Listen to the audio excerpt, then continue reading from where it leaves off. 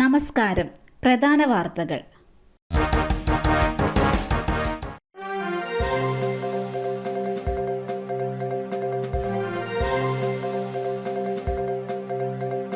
തുടർച്ചയായ മണ്ണിടിച്ചിൽ.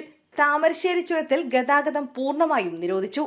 ഇനിയൊരു അറിയിപ്പുണ്ടാകുന്നതുവരെ ഗതാഗതം പൂർണ്ണമായും നിരോധിച്ചതായാണ് ജില്ലാ കളക്ടർ സ്നേഹിൽ കുമാർ സിംഗ് അറിയിച്ചത്.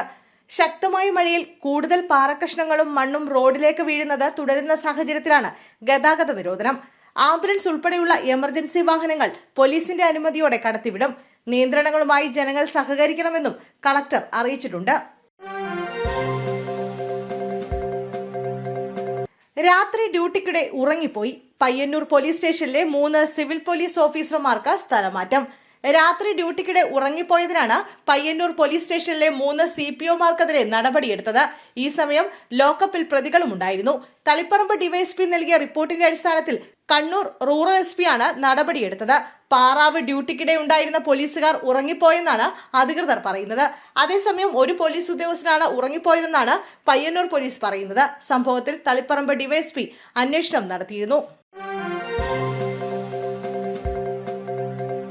Youth Congress cliff house March. 28 പേർക്കെതിരെ കേസ്. പ്രതികളിൽ മഹിളാ കോൺഗ്രസ് നേതാക്കളും.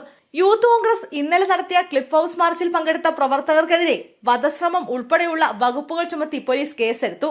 28 പേർക്കെതിരെയാണ് മ്യൂസിയം പോലീസ് കേസെടുത്തത്. പോലീസിനെതിരെ തീപ്പന്ത് മറിഞ്ഞു അപായപ്പെടുത്താൻ ശ്രമിച്ചതിനാണ് കേസ്. മഹിളാ കോൺഗ്രസ് നേതാക്കളായ Veena S Nair, Leena, DCC general secretary ശ്രീകലയടക്കം പ്രതികളാണ്. കേസിൽ അറസ്റ്റിലായ 3 യൂത്ത് കോൺഗ്രസ് പ്രവർത്തകരെ റിമാൻഡ് ചെയ്തു. ഷാഫി പറമ്പിലിനെ ഡിവൈഎഫ്ഐ പ്രവർത്തകർ വഴിയിൽ തടഞ്ഞ സംഭവത്തിൽ പ്രതിഷേധിച്ചാണ് ഇന്നലെ രാത്രി യൂത്ത് കോൺഗ്രസ് ക്ലിഫ് ഹൗസിലേക്ക് പന്തം കൊളുത്തി പ്രകടനം നടത്തിയത്. കുടുംബം ആത്മഹത്യക്ക് ശ്രമിച്ചു. 3 പേർക്ക് ദാരുണാന്ത്യം. ഒരു മകന്റെ നില ഗുരുതരം. കാസർഗോഡ് അമ്പലത്തറ പറക്കളായിൽ ഒരു കുടുംബത്തിലെ 3 പേർ ജീവനൊടുക്കി. ഒരാളുടെ നില ഗുരുതരം. അച്ഛനും അമ്മയും 2 മക്കളുമാണ് ആത്മഹത്യക്ക് ശ്രമിച്ചത്. ഗോപി, ഭാര്യ ഇന്ദിര, മകൻ രഞ്ജേഷ് എന്നിവരാണ് മരിച്ചത്. മറ്റൊരു മകൻ രാകേഷ് ഗുരുതരാവസ്ഥയിൽ ചികിത്സയിലാണ്. ആസിഡ് കുടിച്ചതാണെന്നാണ് പ്രാഥമിക നിഗമനം. ആത്മഹത്യക്ക് കാരണം എന്തെന്ന് വ്യക്തമല്ല. സംഭവത്തിൽ പോലീസ് കേസെടുത്ത് അന്വേഷണം തുടങ്ങി. C. കൃഷ്ണകുമാറിനെതിരായ പീഡന പരാതി. പരാതിയിൽ ഉറച്ചു നിൽക്കുന്നുവെന്ന് യുവതി. താൻ നൽകിയ ലൈംഗിക പീഡന പരാതിയെ കൃഷ്ണകുമാർ കുടുംബ പ്രശ്നമാക്കി ചിത്രീകരിക്കുന്നതായും പരാതിക്കാരി ആരോപിച്ചു. പോലീസ് നേരത്തെ കൃത്യമായ അന്വേഷണം നടത്തിയില്ല. കൃഷ്ണകുമാറിന് അനുകൂലമായാണ് റിപ്പോർട്ട് നൽകിയതെന്നും രാഷ്ട്രീയ സ്വാധീനം പോലീസിന് മേൽ ഉണ്ടായിരുന്നുവെന്നും യുവതി ചൂണ്ടിക്കാട്ടുന്നു. കൃഷ്ണകുമാറിന്റെ മർദ്ദനത്തിൽ തനിക്ക് ഗുരുതരമായി പരിക്കേറ്റിരുന്നു. അന്ന് ചികിത്സാ സഹായം നൽകിയത് സുരേഷ് ഗോപിയാണെന്നും പരാതിക്കാരി വെളിപ്പെടുത്തുന്നു. കൃഷ്ണകുമാറിനെതിരെ പുതിയ ആരോപണവും ഉയർന്നിട്ടുണ്ട്. C. സദാനന്ദന് യോഗ്യതയില്ല, നോമിനേഷൻ റദ്ദാക്കണം. ഹർജി നൽകി മലയാളി അഭിഭാഷകൻ. BJPയുടെ രാജ്യസഭാംഗമായി നോമിനേഷൻ ചെയ്യപ്പെട്ട RSS നേതാവും BJP സംസ്ഥാന വൈസ് പ്രസിഡന്റുമായ C. സദാനന്ദന്റെ നോമിനേഷൻ റദ്ദാക്കണമെന്നാവശ്യപ്പെട്ട ഹർജി ദില്ലി ഹൈക്കോടതിയിലാണ് ഹർജി നൽകിയത്. സാമൂഹിക സേവനം എന്ന നിലയിൽ C. സദാനന്ദനെ നോമിനേറ്റ് ചെയ്യാനാകില്ല എന്നാണ് പ്രധാന വാദം. സുപ്രീംകോടതി അഭിഭാഷകനായ സുഭാഷ് തീക്കാടനാണ് ഹർജിക്കാരൻ. കലാ, സാഹിത്യം, സാമൂഹ്യ സേവനം തുടങ്ങിയ മേഖലകളിൽ നിന്ന് രാജ്യത്തിന് സംഭാവന നൽകിയ 12 പേരെയാണ് സാധാരണ നോമിനേറ്റ് ചെയ്യാറുള്ളത്. എന്നാൽ ഏതു മേഖലയിലാണ് സദാനന്ദൻ രാജ്യത്തിന് സംഭാവന അർപ്പിച്ചത് എന്നതിനെക്കുറിച്ച് രാജ്യത്തിന് അറിയില്ലെന്നും BJP നേതാവിന് നൽകിയ നോമിനേഷൻ റദ്ദാക്കണമെന്നും ഹർജിയിൽ ആവശ്യപ്പെടുന്നു. തലപ്പാടി ബസ് അപകടം. മരണസംഖ്യ 6 ആയി. മരിച്ചവരിൽ 11 വയസ്സുള്ള പെൺകുട്ടിയും. കാസർഗോഡ് കർണാടക അതിർത്തിയായ തലപ്പാടിയിൽ കർണാടക RTC ബസ് ഓട്ടോറിക്ഷയിലേക്കും ബസ് കാത്തു നിന്നവർക്കിടയിലേക്കും ഇടിച്ചു കയറിയുണ്ടായ അപകടത്തിൽ മരണം 6 ആയി. ഓട്ടോറിക്ഷ ഡ്രൈവർ ഹൈദർ അലി, ഐഷ, ഹസീന, ഖദീജ, നഫീസ, ഹവ്വമ്മ എന്നിവരാണ് മരിച്ചത്. ഇതിൽ ഹസ്നയ്ക്ക് 11 വയസ്സ് മാത്രമാണ് പ്രായം. ഇന്ന് ഉച്ചതിരിഞ്ഞ് 2:30 അപകടം. മരിച്ചവരുടെ മൃതദേഹങ്ങൾ ആശുപത്രിയിലേക്ക് മാറ്റി.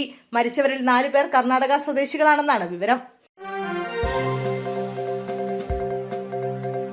ജോലി സ്ഥലത്ത് നിന്നും വീട്ടിലേക്ക് വരവെ അപകടം. യുവാവ് മരിച്ചു.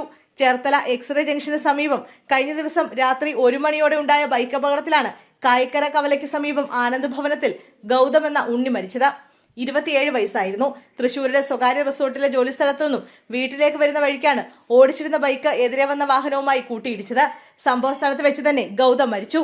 ഇടിച്ച ശേഷം നിർത്താതെ പോയ മാലിന്യ സംഭരണ വാഹനം പോലീസ് കസ്റ്റഡിയിലെടുത്തു. ജലനിരപ്പ് ഉയർന്നു. സംസ്ഥാനത്തെ 9 അണക്കെട്ടുകളിൽ റെഡ് അലർട്ട്. ഇടതടവില്ലാത്ത മഴയെ തുടർന്ന് സംസ്ഥാനത്തെ അണക്കെട്ടുകളിൽ ജലനിരപ്പ് ഉയർന്നു. 9 അണക്കെട്ടുകളിൽ റെഡ് അലർട്ട് മുന്നറിയിപ്പ് നൽകി. KSEBയുടെ കക്കി, മാട്ടുപ്പെട്ടി, കല്ലാർകുട്ടി, ഷോളയാർ, പെരിങ്ങൽകുത്ത്, ബാണാസുര സാഗർ അണക്കെട്ടിലും ജലസേചന വകുപ്പിന്റെ മീങ്കര, വാളയാർ, പോത്തുണ്ടി ഡാമുകളിലുമാണ് ജലനിരപ്പ് ഉയർന്നതിനാൽ റെഡ് അലർട്ട് പ്രഖ്യാപിച്ചത്. മാട്ടുപ്പെട്ടി, കല്ലാർകുട്ടി, പെരിങ്ങൽകുത്ത് ഡാമുകളിലും മീങ്കര, വാളയാർ, പോത്തുണ്ടി ഡാമുകളിലും മുൻകരുതലിന്റെ ഭാഗമായി ജലം തുറന്നുവിട്ടിട്ടുണ്ട്. അണക്കെട്ടുകളുടെ പരിസരങ്ങളിൽ താമസിക്കുന്നവർ ജാഗ്രത പാലിക്കണമെന്ന് നിർദ്ദേശം നൽകി. മുഖ്യധാരാ മാധ്യമങ്ങളിൽ അവഗണന. കനൽ യൂട്യൂബ് ചാനലുമായി CPI. മുഖ്യധാരാ മാധ്യമങ്ങളിൽ CPIക്ക് അർഹമായ പ്രാതിനിധ്യം ലഭിക്കാത്തതിനാലാണ് യൂട്യൂബ് ചാനലുമായി CPI മുന്നോട്ട് പോകുന്നത്. കനൽ എന്നാണ് CPIയുടെ ചാനലിന്റെ പേര്. അതേസമയം മുതിർന്ന മാധ്യമപ്രവർത്തകർ CPI യൂട്യൂബ് ചാനലുമായി സഹകരിക്കുമെന്നാണ് വിവരം. യൂട്യൂബ് ചാനൽ തുടങ്ങുന്നതോടെ പാർട്ടിയുടെ പരിപാടികൾക്കും നേതാക്കൾക്കും ഒരു സ്പേസ് കിട്ടുമെന്നാണ് വിലയിരുത്തുന്നത്.